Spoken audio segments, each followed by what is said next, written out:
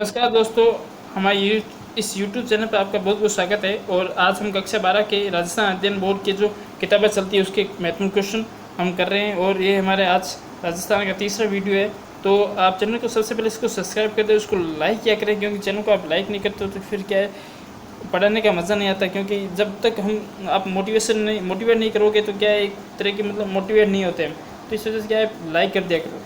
ठीक है, तो सबसे पहले आज हम सूचना का अधिकार, मानवाधिकार एवं बाल संरक्षण अधिनियम जो बने हुए हैं, बहुत ही महत्वपूर्ण टॉपिक है। राजस्थान पुलिस में पटवारी, ग्राम सेवक, इन सभी में, रीट में, सेकंड में, इसमें महत्वपूर्ण क्वेश्चन लगातार आ रहे हैं और ये बहुत ही महत्वपूर्ण टॉपिक है। तो राष्ट्रीय बाल जो हम शुरू करेंगे, पहला प्रश्न, राष्ट्रीय बाल नीति घोषित की गई थी। तो राष्ट्रीय बाल नीति 1974 में घोषित की गई थी। उसके बाद में दूसरा प्रश्न है, राजस्थान में कब से समेकित बाल विकास परियोजना प्रारंभ की गई है। तो राजस्थान में समेकित बाल विकास परियोजना शुरू की गई है, देखो 2 अक्टूबर 1975 को। ठीक है। तीसरा प्रश्न है, संविधान के किस अनुच्छेद में बालकों को स्वतंत्र या गरिमामय वातावरण उपलब्ध करवाने तथा विकास के अवसर देने हेतु राज्य को निर्देशित किया गया है। निर्देशित तत्वों में देखो ये बात शामिल की गई है, बालकों को स्वतंत्र गरिमामय वातावरण उपलब्ध कराने की जिम्मेदारी राज्य की होगी। तो इसमें जो अनुच्छेद है वो अनुच्छेद 39 होगा। ठीक है। निःशुल्क और अनिवार्य शिक्षा का अधिकार अधिनियम 2009 में जो बना था, इसमें विद्यार्थी और जो शिक्षक का अनुपात है वो क्या रहेगा, तो 40:1, मतलब 40 बच्चों पर एक शिक्षक कार्य करेगा। ठीक है। संविधान के किस संशोधन द्वारा पंचायती राज को संवैधानिक स्वरूप प्राप्त हुआ।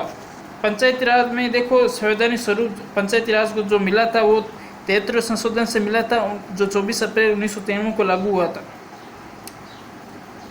छठा क्वेश्चन है, सूचना का अधिकार कानून की किस स्थिति के अनुसार सभी नागरिकों को सूचना का अधिकार है। तो धारा 3 में सूचना का अधिकार का जो सभी नागरिकों को जो सूचना देने के जो प्रावधान है वो धारा 3 में है।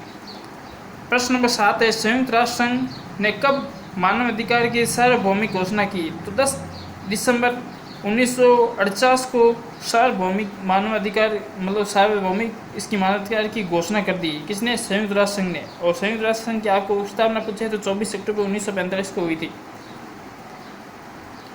संसद ने मानवाधिकार संरक्षण अधिनियम को कब पारित किया। तो संसद ने जो मानवाधिकार संरक्षण अधिनियम पारित किया था वो 1993 में किया गया था।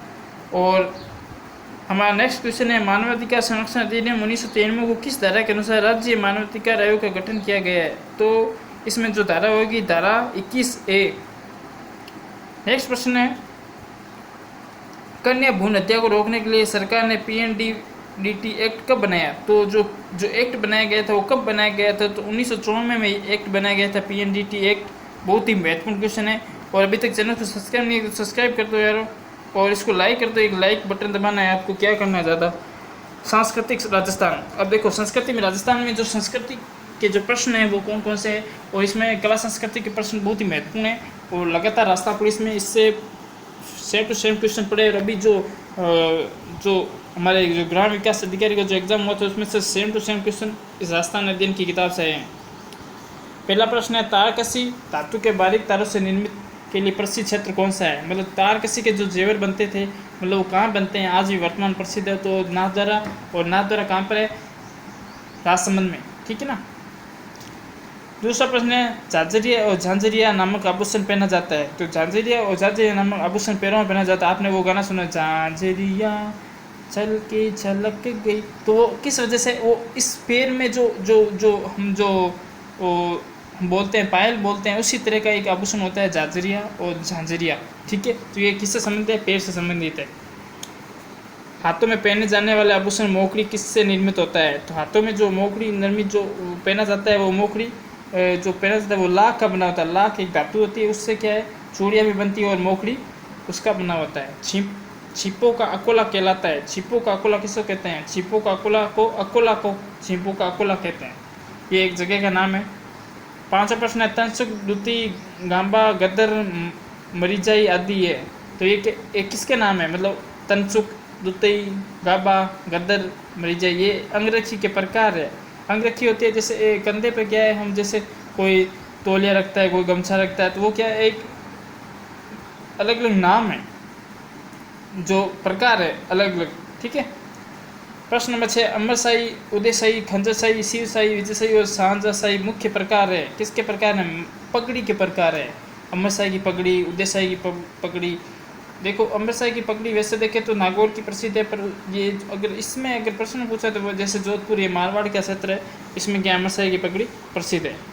प्रश्न नंबर 7 है, अमोवा का प्रयोग कर खालिस्तान करते थे जो बाकी खाक के रंग से मिलता जुलता था। तो मतलब अमोगा का जो प्रयोग था वो शिकारी होते थे, वो खाकी रंग से मिलता जुलता करते थे और फिर क्या शिकार खेलते थे। 8वां प्रश्न है, अजरक पद्धति से छपे वस्त्रों के लिए कौन सा शहर विख्यात है? बहुत ही महत्वपूर्ण क्वेश्चन है और लगातार क्वेश्चन यहाँ आ रहा है हमारे।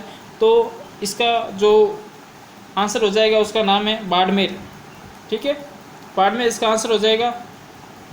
और आपको ये पता होना चाहिए कि जो बाड़मेर की जो अजरक पद्धति है वो काफ़ी मतलब पुरानी है और लगातार इससे क्वेश्चन लगातार पूछ रहे हैं जितने भी आयोग है। प्रश्न नंबर 9 है, लप्पा लप्पी बांकड़ी आदि किसके मतलब प्रकार है, किस चीज़ के प्रकार है? तो लप्पा लप्पी बांकड़ी गोटे के प्रकार है। जो गोटा होता है वो जैसे वो जो चुंडी होती है ना, उसको जो बंदेज की चुंडी उसकी तरह से बांधते हैं, उसी के प्रकार गोटे का एक प्रकार है लप्पा लप्पी और बांकड़ी।